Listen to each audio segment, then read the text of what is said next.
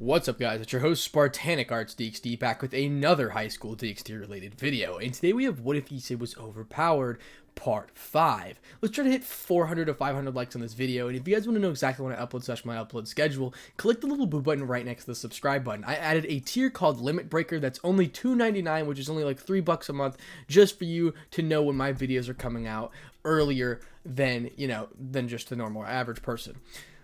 Okay. Thank you so much for the support. Let's try to hit them likes. Without further ado, let's thank our balance breakers. Rob the King, Lachlan Yates, Atomic Warlord 58, Crumbling Darkness Fear, Mr. Wolf, Aunt Lewis, The Beast YT3, Shade Fox, Beerwolf #2347, Jordan Pachow, Mazaku, Dr_MLG_ is the bomb, Asamotus, Grim Fireshot Gamer, Brandon Lieutenant Riley. Thank you so much for becoming a balance breaker, which is the highest membership tier. I cannot thank you guys enough. Remember, thank you to all my limit breakers, Ultra Instincts as well. And without further ado, let's go ahead and get right into it. Chapter 13. Issei was seen in the hallways, walking towards his newest room, the room that Sir Zex Lucifer slept in. She decided that the best way to keep her little pawn safe was to be near as she could be with her pawn. Also, she enjoyed the company that Issei brought to her. He was one of the most entertaining people to Sir Zex because of the way that he would look back and talk to her as if she wasn't the current Lucifer. Opening the door, he was met with Sir Zex Lucifer sitting on the bed while reading a comic book. Issei, it was about time that you came. Hurry up. We have many things to do, Sir Zex says. She began patting the spot beside her with eagerness. She was waiting for Issei to finally arrive in which they could finally play some games. Issei was beginning to blush at what she was saying. Why was she wanting him to sit beside her? Sighing to himself, he just decided to play along because he was too exhausted by this. He sat down beside Sir Zex and she began smirking. We are going to play Uno once more, and I'll be the winner this time, Sir Zex said. Magically, a deck of Uno cards appeared in front of them and began playing. Time skip.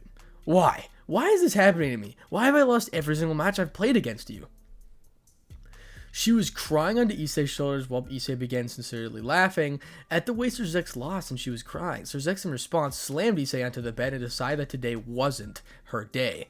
Wait, it's time to sleep. You've already won too many times. Today isn't my day, Sir Zex says. She wrapped her legs around Issei. Wait, this isn't the way. I need to be a little further away from you, Issei said. The bed that they were laying on was massive. It was easily as large as the massive room in terms of coverage, and it was a rectangular shaped bed that had curtains around it. To say that Issei was impressed was an understatement. He was expecting that he would at least have one section of the bed, or maybe even sleeping on the ground because that would also be kind of comfortable. But instead of any of that, Sir Zex wanted Issei to be near her. No. Because that moment you leave my side is the moment a potential kidnapper could take you. I must take my job as king seriously for my Parage and my people, Sir Zex says. She childishly tightened her clutch around Issei to make sure that he wouldn't leave. Drake was laughing his ass off when hearing this. It was hilarious for him to see his partner so powerless in front of the childish Lucifer. Good night, Sir Zex says, and she was off in the dream realm. Issei was just dazing. Issei tried his best to sleep as well. It was a rough night for the boy. Scene change. Rias was seen standing on top of a skyscraper. Nothing has come out of the investigations, Rias said. That was expected. I suggest that we instead train to prepare for whatever these fallen have planned. Rias shifted her attention to Akeno and agreed with what she was saying. Tell Akeno, Kiba, and Sona's queen to cancel the investigation. It's time to prepare differently. We'll be training in the woods for the time begins to avoid human interaction, Rias says. Yes, Rias. I'll immediately tell them, Akeno replies. Akeno used her wings to fly away towards the direction of Kiba and Konako. Rias was seen staring at the moon. I don't know what's to come, but I fear that there will be problems to come.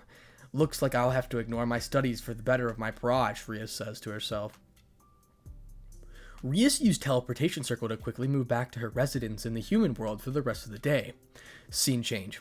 Issei was seen standing in the white void, and this was something different. Usually he would have nightmares about that night. This voided area was for some reason familiar to him. However, when he turned his head to the right from sensing individuals in the area, he was able to see many beings in white clothes sitting down. A dark and malicious aura was coming from them, intriguing the young hatchling to approach them. If you're wondering who these beings are, well, they're past wielders of the boosted gear. The ones that have suffered through the curse of the Juggernaut Drive and met a terrible ending to their story, Drake said. So, They were the ones that didn't have the support, resulting in them dying, Issei says. Issei sorrowfully said. He saw through the transferred memories that Drake had shared with him of the destruction and chaos which he brought in his Juggernaut drive state. He especially saw the way his body ended up appearing after being forcefully reverted into his human form. The blood and destroyed skin which he had was disgusting and horrifying. Imagining the other hosts being in the state was something that Issei didn't want to imagine. That's right, partner. The curse of the Juggernaut drive is said to accumulate the negative emotions of past wielders and pressurizes the current hosts when they are in a terrible mental state, Drake says. I see, Issei replies, walking in front of them, crouching down to see a youngster staring into his eyes, nothing but hollowness. Let me guess, this one suffered the curse far younger than the rest, Issei says. Correct, Drake says. Issei turned around and walked away, leaving the soulless wielders to continue staring onto the floor. I who shall awaken. Interesting speech, nonetheless, the words that start the curse. Issei steps forward, listening to those footsteps approaching him. It can't be, Drake says. A woman with blonde hair, wearing a purple dress, was approaching Issei with a smile. To say the woman was gorgeous was an understatement, but Issei wasn't curious about her looks, but more curious about what she was doing inside the mindscape. Hello, Drake. And hello to you too, Issei Hyodo, Alicia said. A wild thought has appeared, Issei replied. Quickly, Issei powered up to the highest degree, as he could be seen activating the boosted gear. Alicia was astonished by the sudden burst of energy. She quickly decided to summon her version of the boosted gear. Both of them started at each other before Drake had interrupted them. Enough! Issei. This is Alicia, the second strongest Red Dragon Emperor, only bested by Belzard. She is someone that I can trust. Please, don't try fighting her. She may look like a thought, but Isla's anything but a thought, Drake said. Issei, hearing that, Drake trusted the woman, lowered his power, but he was still on guard while Alicia dismissed the boosted gear that she had before, chuckling. I didn't expect for the current Red Dragon Emperor to be this on guard about things, Alicia said. Issei didn't say anything, staring at the woman for any potential plans in defeating her. Anyway, I came to see how powerful you were like. I'm quite impressed with the results, Alicia said. That's nice and all, but what I want to know is the true reason why you're here, Drake said. Well, what a way to ruin my fun. But fine, since you can't seem to take simple visits by me without causing a commotion, Alicia said. I haven't seen you in decades, if not centuries. Of course it seems strange for you to visit my current host, Drake says.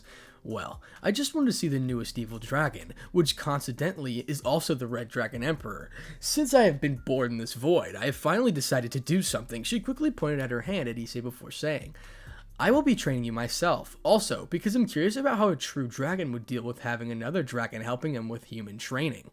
Alicia said, Cool, Issei replied. Deflating at the minimal reaction that Issei had, Alicia decided to compose herself and launch herself straight at Issei, and the battle between the evil Dragon Emperor and the strongest Red Dragon Empress began. Time skip. Issei may have not gained much from the many defeats that he experienced from Alicia, but he sure as hell learned many more fighting techniques and generally gained knowledge in fighting. Waking up, Issei was met with the Sir Zex peacefully waking up beside him. Oh, good morning, Issei, Sir Zex says, looking at the alarm clock, which was right beside her to make sure that she could wake up on time every day. Sir Zex realized that she could sleep a little longer with Issei. Sir Zex was still drowsy and wanting to sleep more, causing her to clumsily fall on top of Issei. Oops, Sir Zex said. Issei replied. Issei was beginning to blush once more from the sudden view and touch of the woman. Sir Zex was the only woman that Issei could trust. After the death of his parents and his death, he almost lost all the trust he could have for women that he didn't have. Sir Zex could tell from that, which is why she had been making smaller steps in recovering Issei's original nature, the one that was always staring at her assets, which she didn't mind because it was funny seeing his embarrassment. You know, I feel like sleeping for a bit longer, Sir Zex said. She quickly wrapped her arms around and legs in Issei's once more. Bonk! Greyfia was here to save the day, hitting Sir Zex on the top of their head, while picking her up and throwing her against the walls. Stop making your pawn uncomfortable, Greyfia said. Fia, what was the point of that? Fia said. What I do to my pawn is for the best, Sir Zex says. Who decided that? Greyfia replied. Greyfia glared at Sir Zex. However, the woman stood back up and released her aura. They began to colliding. The auras began shaking the entire room. Issei, being the brilliant man that he was, jumped straight out of the window and ran for his damn life. "Run, Issei, run!" Alicia said. In his head, Issei kept running for his life while looking for the building to hide in. "Lucifer, if you don't stop right now, then I'll have to punish you for this," Rias says. "You can try, Rias, but it seems as if I'm the one winning here." "Wait, where'd Issei go?" Sirzex notices the hole in her window. "Via, how about punishing someone else?" Sirzex says. "What is it, Sirzex?" "Oh, the boy jumped out the window," Rias replied. "You know what that means," Sirzex says. "I'm about to whoop his ass," Sirzex and Rias says at the same time. And that is the end of Chapter 13. Chapter 14. After a few days, many things have been happening between Issei and Sirzex. During the period, Issei has learned the ways of promoting into many chess pieces in chess. It was extremely useful. Another thing that happened was a drama scene with Sirzex and Issei. Flashback. Issei was sitting down watching some regular show with Sirzex. They both binged the show until the final season. "No, bobblehead guy," Sirzex says. Sirzex had decided to make the day special since he had gotten the day off tomorrow, grabbing some beer and began drinking some bottles each episode that passed. She had gotten to the point where everything was becoming dreamy-like. "Yeah, time for adventure time," Issei says. "What's that?" Sirzex replied. She turned towards Issei to see him reaching for the remote. Deciding to have some fun with this, she quickly swiped away the remote while smugly looking directly at Issei's face. "Zex, better give it back," Issei says. "No," Sirzex says. "Fine," Issei replied. Quickly, he swiped away the remote from Sirzex, causing her to glare at Issei immediately. She jumped onto Issei and latched onto him, preventing him from using the remote. Preventing him. Thud. And they fell onto the ground while Issei being on the bottom. "Why does this always happen with you?" Issei says. Sighing at nearly how everything becomes a ruckus with Sirzex around, the woman childishly chuckles while lying on top of Issei. "Would you kindly get off me?" Issei says, smiling while preparing the throw of a woman off of him.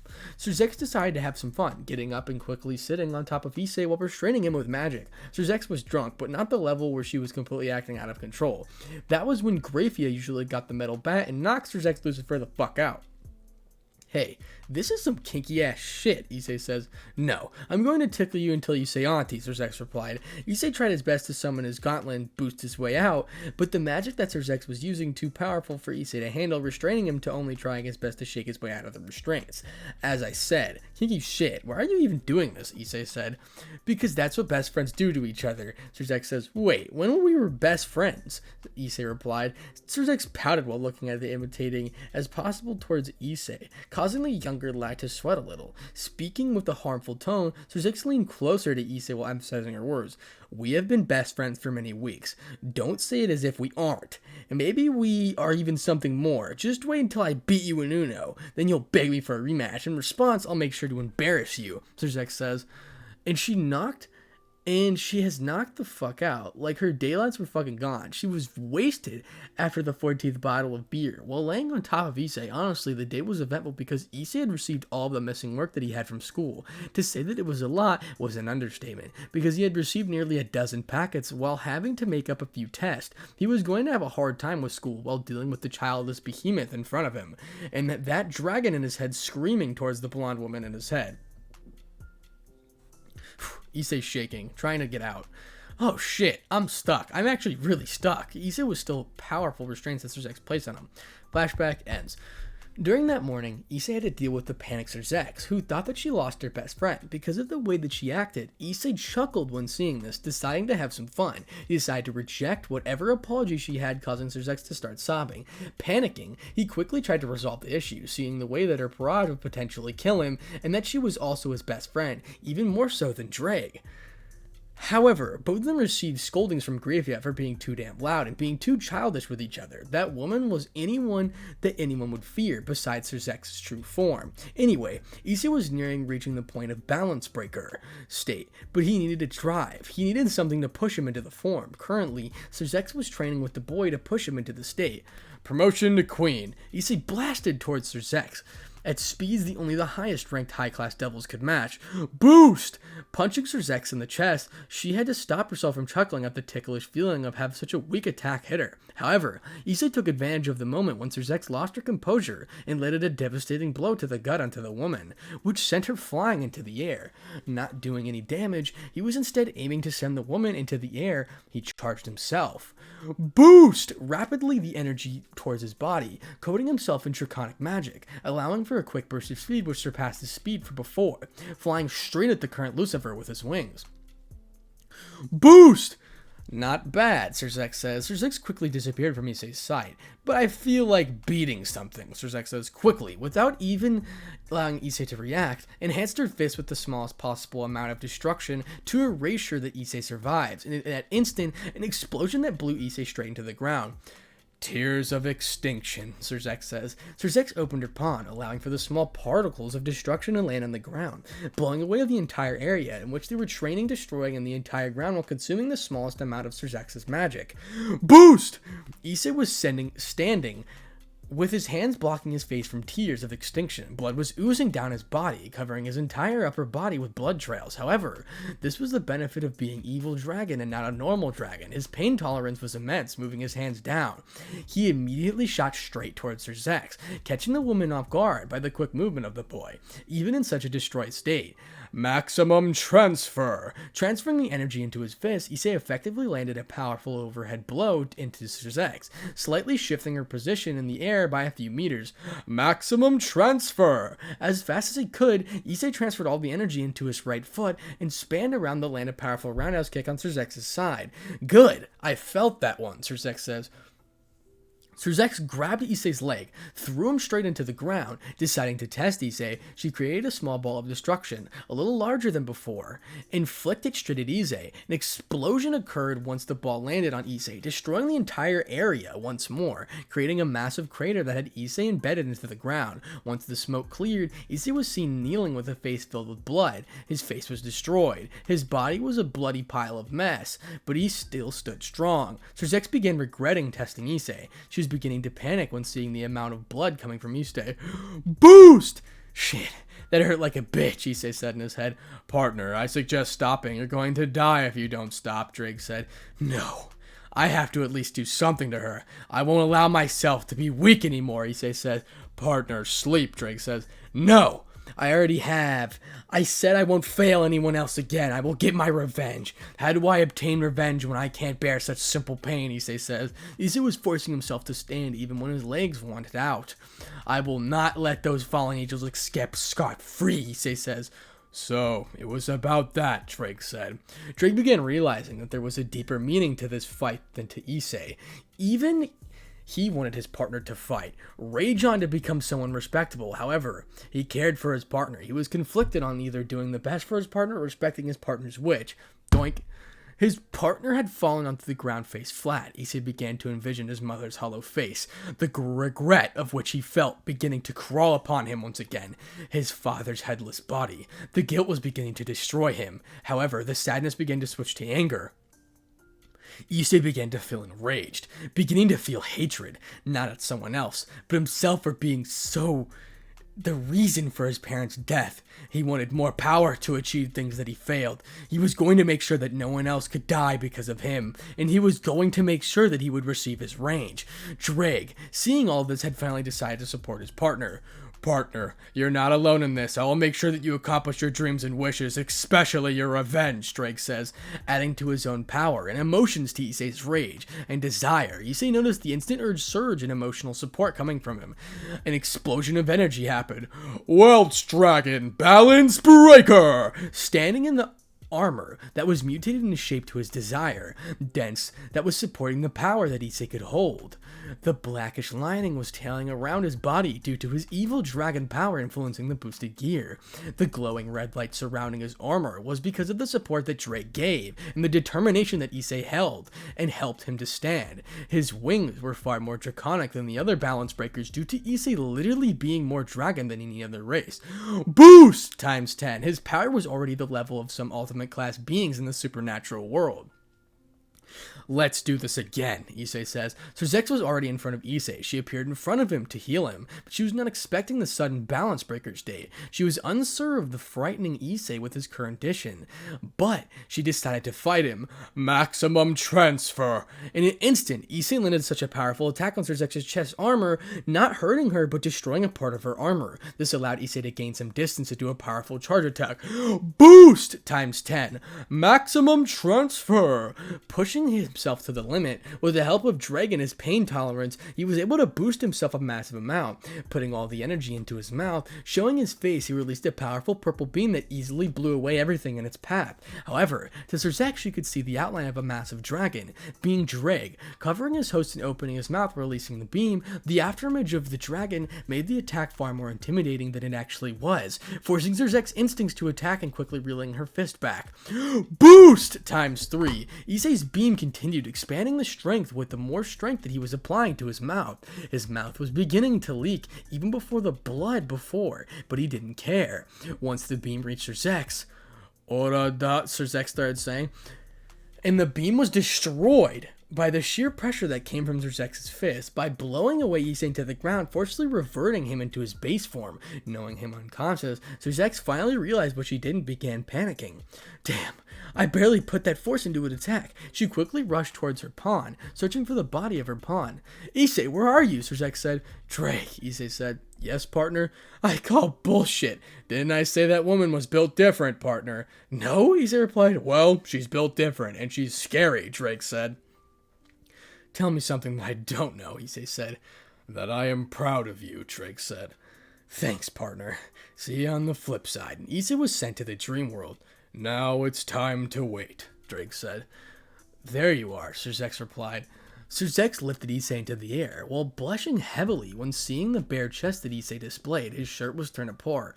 She was able to see the well-built body that Issei had been training and had obtained. While blushing, she was paying attention to Issei's body, hitting her face and knocking her down. Zerzek may have won the battle, but Issei won in embarrassing the other opponent because Zerzek began steaming from the amount of embarrassment she was experiencing, quickly lifting Issei and running towards straighter room to place Issei on the bed to heal him.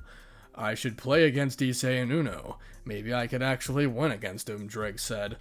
And that is the end of Chapter 14.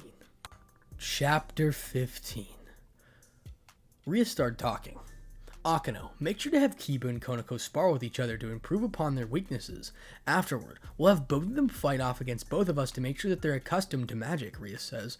Agreed. What about us? Akeno says. We'll be sparring with each other. We're magic bases.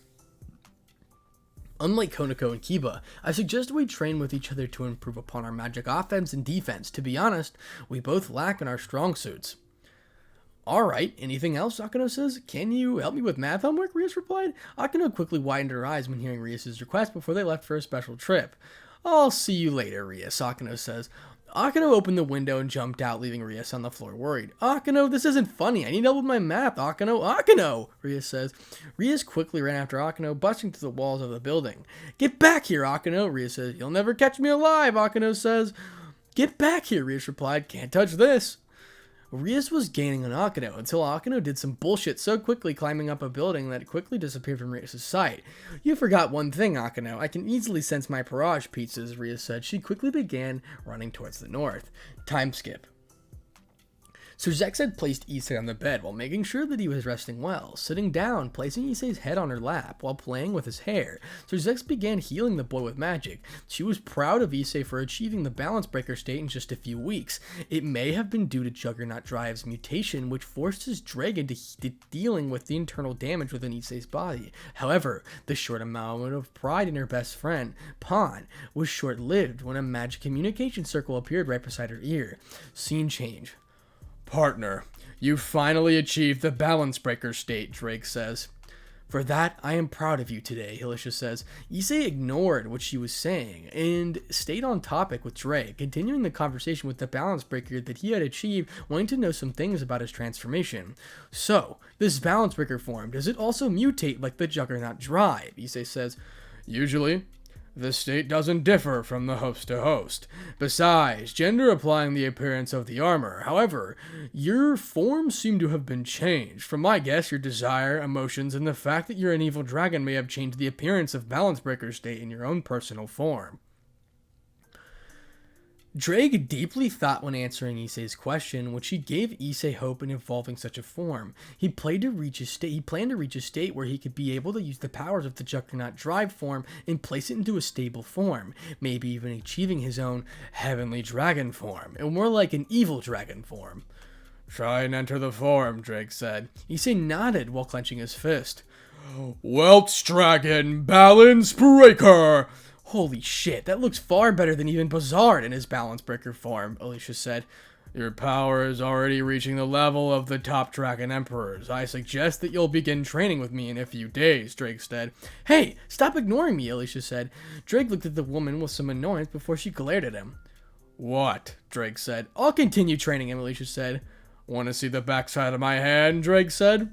Calm down, you big old lizard. You wouldn't dare to hit your favorite host. You've been replaced, Drake said. Alicia couldn't understand the truth and thought that Drake was lying to her. Stop lying to yourself. Alright, time to slay a thought, Drake says. Then who could... Issei, he's my new favorite host. Discussion over, Drake said. Alicia was going to say anything. Issei, how about you troll Sir Zex while the adults have a little peaceful talk, Drake said. Issei didn't need to be told twice. He simply gave the peace sign and disappeared. Drake, the heavenly thought slayer, was finally going to slay some thought. Scene change. Grafia, you must be jesting, Sir Zex says. In her room, she was seen laying down while Issei's supposedly unconscious body on her lap. She was beginning to play with Issei's hair while speaking through a magic circle with her queen. Her ex-best friend, it turned out the Phoenix house has pressurized the Gremory family without fear, since Sir Zex Lucifer wasn't a part of the Gremory family anymore, forcing the marriage between the eldest heiress and the youngest heir, between the two houses to marry each other. Grafia, noticing the sudden burst of energy from her king, sorrowfully spoke. Knowing well that her king cared for her sister, she was restrained due to her title and wasn't able to follow the best decisions for her sister. She needed to be someone to step up and save her sister. She needs a hero. My king. The House of Phoenix seems to be wanting his marriage to occur far earlier than expected. The Devil Council has agreed with their demand, and the marriage between the two will have to happen earlier than expected, Grafia said. Grafia simply spoke to the magic circle, which they both were speaking. Sir Zex, in pure anger, shattered the magic communicator and denied all that has been said to her. Riser, that fool seems to just continuously pressure my sister into marrying him, Sir Zex says. Sir Zex was speaking to herself while healing Issei Hyodo. She didn't want her little sister to marry that man. Currently, he was too arrogant to marry. He needed to first have his ego taken away, then she could marry him. Sir Zex Lucifer felt powerless in this decision, since it was between the House of Gremory and the House of Phoenix. She couldn't be involved since she was the current Lucifer. Why can't my father and mother understand that my sister doesn't want to marry that man? Forcing a marriage only makes life harder for an individual. Why can't they understand that? Why can't they just give her the same freedom that I have? Sir Zex says. Sir Zex Lucifer was beginning to lose hope. There was no chance that her sister's project was going to close. Prepared for the raiding game happening in a few days, her sister was going to become Riser's bride, and she feared the things that Riser could potentially do by judging the way he acted in public. Rias just wouldn't want to train. She didn't need to, since she would eventually become Ultimate Class Devil by when she becomes a mature devil, just enough so that she would be a competitive in the raiding games, the same place that Sir Zex couldn't appreciate, and because of her barrage being filled with behemoths. The inclusion of the Red Dragon Emperor would ruin any pride and joy that her opponent would have, since Issei could technically transfer boost to others, allowing for substantial power increase, ruining any chance that the opponent would have. I don't know what to do, Sir Zex says. What she didn't know was that Issei was hearing everything. He heard the words that his king was saying, but he didn't really care since it didn't involve him. However, the broken voice of his king was beginning to remind him of the sadness for some reason. The powerlessness that she was feeling was the same that Issei was feeling. He didn't know if he should help or not because this shouldn't affect him. I have already failed as a king to my people. I have already failed as a king to Issei. I have failed as a best friend to Issei. I have failed as an older sister to Rias, and I couldn't even do anything about those failures, each of which has happened because of my delay to act, Sir Zex says. Sir Zex was beginning to finally break down. She had a soft heart. Many would think that Sir Zex Lucifer would be a cruel person just because her title as Lucifer, but she was one of the nicest and kindest individuals to ever exist. However, many would use that kindness against her. During her early years of living, she had a group of young children that were part of a musical, but that they were brutally murdered in front of her eyes, causing her to take arms in the Devil's Civil War. She cared for her loved ones, but was devastated when she couldn't do anything to save them. Shuffle. She felt arms wrapping around her neck, turning her head, and she was met with Issei's arms pulling her towards him. Issei, you hurt, Suzex says. It's alright, Issei replied. Suzex didn't know what to do. Her best friend was hugging her while comforting her, something that she did with Issei when he was slowly recovering. There was only so much that she could do to help Issei because turning into an evil dragon had permanent effects. However, Issei was still helping her. Don't worry, because I am here, Issei said. Suzex suddenly began crying, releasing all the stress that she had begun collecting over the many years of being Lucifer. She was glad that she had reincarnated Issei as her pawn, because he was someone that she could trust. And she was someone that he could trust. Not too long later, Suzex had fallen asleep with Issei. From how she spoke and what she said, it appears as if she's been holding back guilt and stress for a while, Issei says. Issei Hyodo, I suggest supporting your king because I have a strong feeling that things will make a huge turn. You finally reveal yourself soon, especially to the White Dragon Emperor. With your changes, you might stand a chance, Drake said. I know, Drake. I know.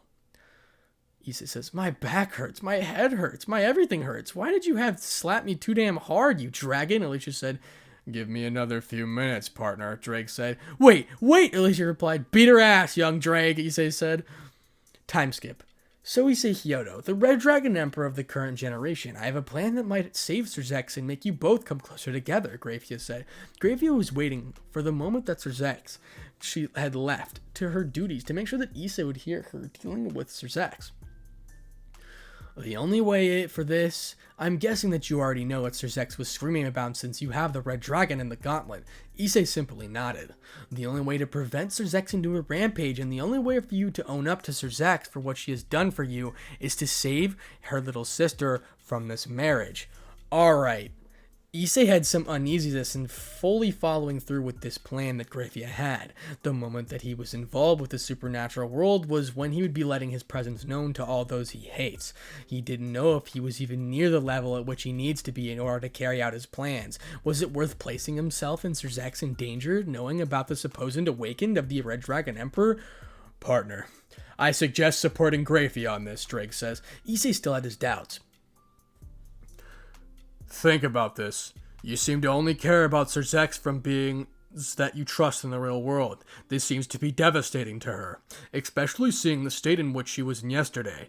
Let me say this straight to you. Your power is already reaching the point being able to fight someone of the beings inside of Lucifer's Parage. Ultimate class, a class in which supernatural world is deemed safe for those in the class to travel alone. Trust me, partner.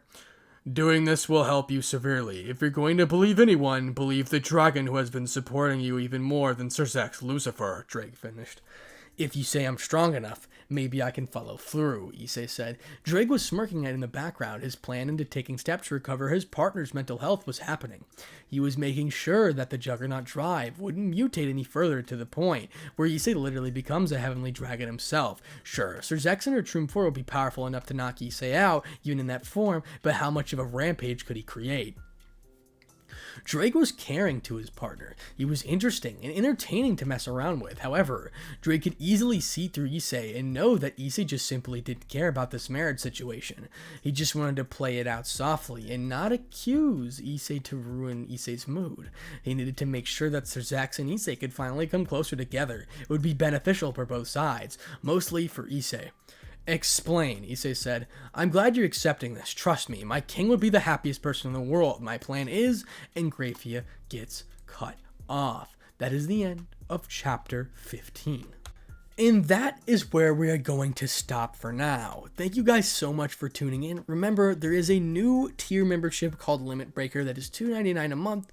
And I will tell you when I upload, about 2 days before I upload or a whole entire day before I upload. Thank you so much for the support on this video. I'm probably going to start a Patreon where I'll be uploading these videos 2 days in advance to Patreon and then upload them here to have something for my Patreon supporters. So that's just when I start a Patreon, just letting you guys know a little bit about my plans before I actually get into them. Thank you guys so much for the support. I know you were probably looking for the next part of the edited version of these stories, but I cannot do that right now, so just give me like a couple more days and hopefully another part of that will be out. I'm also going to be doing a Dragon Ball series because I I cannot express enough how much I enjoy Dragon Ball, and I have to do these things that make your boy happy because I'm just going to do whatever the hell I want. You know, it is my channel anyway, but I also got to please the fans.